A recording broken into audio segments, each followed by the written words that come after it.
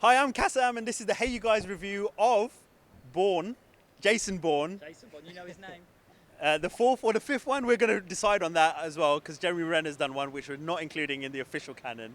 But just initial thoughts, guys. What did you make of the latest Jason Bourne film? I really enjoyed it. It's extremely good, and quite frankly, I just love those sort of films. So for me, it was just one of my favourite films this year, actually.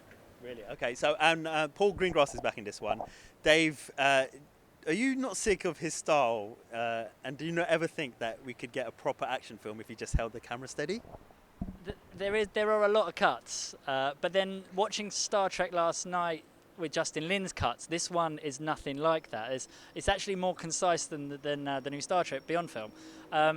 There's some amazing set pieces in this though, like the final car chase sequence it comes really late in the film, and I'd actually forgotten it was going to come, even though we'd seen some of the B-roll footage of, Las Vegas being completely smashed to pieces. But that set piece is an iconic Bourne moment. I think it's one that is going to go down in history as one of the best chase sequences there's been.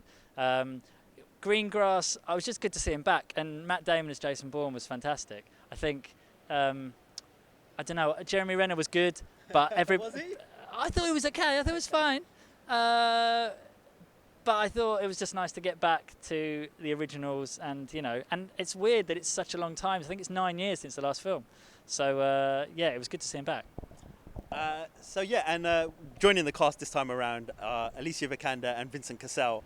I think you can guess what kind of character Vincent Cassel plays in this film. But what did you make of Alicia Vikander joining, such a big name joining this movie and this franchise, which is already really well established? I thought she was pretty badass, to be fair.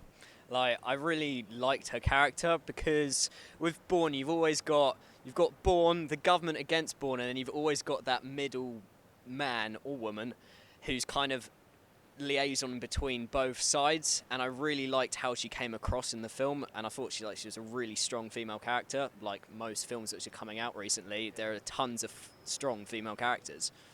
So you mentioned the car chase earlier on. We spoke to Matt Damon on the red carpet of the premiere of the film, and he told us more about that and the fact that they actually shut down the strip, and they did that stunt sequence, which they've never done before.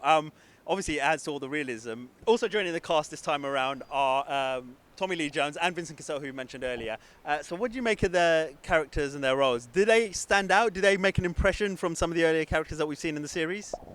Well, I think one thing that Bourne does very well is they're very good at giving nods to the previous films. In all of the films that we've had, there's these flashbacks as Jason Bourne suddenly remembers things. This story, I thought was a good storyline. I thought it was good. I thought Tommy Lee Jones did a very good job of taking on that CIA director role that we've seen from 2 or 3 different people, I think, over the previous films, or at least, Brian Cox was one. Oh, he wasn't CIA director, but he was, one of the head honchos. Vincent Cassel, I thought, was fantastic in this film. He's a little bit typecast because he does play this sort of villain assassin so well, and it was no different in this. You sort of root for him in an odd kind of way. Yeah, I kind of wanted more from his character, being the assassin that he's supposed to be. Like, there's an ending fight between him and Jason Bourne, and he didn't really have anything on him, to be fair. I would have thought, being an agent who's been active for so long, that he would actually put up more of a fight and his expertise would cover more. But throughout this film, I was kind of disappointed with his actions, and I was just kind of like, are you really that good? It was pretty accurate with a rifle, though, wasn't he? I guess. Yeah, he was pretty accurate with a rifle. I'll give him that. And it was good to see Julia Stiles back again, because I don't think I've seen her in anything since Bourne Ultimatum. You said you'd seen her in a TV show, but yeah, it was good to see her back again. And we should also mention that future Star Wars star Riz Ahmed is also in this film, playing kind of a Steve Jobs light character, or Mark Zuckerberg type character, who's created an app which is quite integral to the plot. So keep an eye out for him. Did you not find this film, though, a little bit too long by the end of it? Yeah, it was a little bit too long. Just going back to that car chase sequence, there's this one bit, I don't think it's a spoiler, is it? But I mean, so they're using this sort of SWAT car. It's basically a tank. And they drive through. So in that same interview that Cassam's talking about, Matt Damon basically says about how for Ocean's 11 and 13, they couldn't shut down the strip because they weren't given permission, but for this film they were given permission. And yeah, there's this one sequence where this tank basically just completely plows through 20 or 30 cars, and I'm just like, yeah, this is amazing. I don't know, it's probably just me and my action junkie state, but I did really enjoy that bit. I've forgotten your original question. Do you know what? I've actually forgotten it as well. It's too long. Yeah, what do you think the film is too long? Yes or no? A little bit, yes. Yes or no? I think the beginning bit was a bit, almost, that bit was too long. I thought it was kind of like Matt Damon was giving us a bit of a Leonardo DiCaprio, like he just didn't talk for about half an hour, and he just, every time he showed up, he punched someone once and then walked off. So it was kind of like, was that really necessary? Just kind of get to the point sort of thing.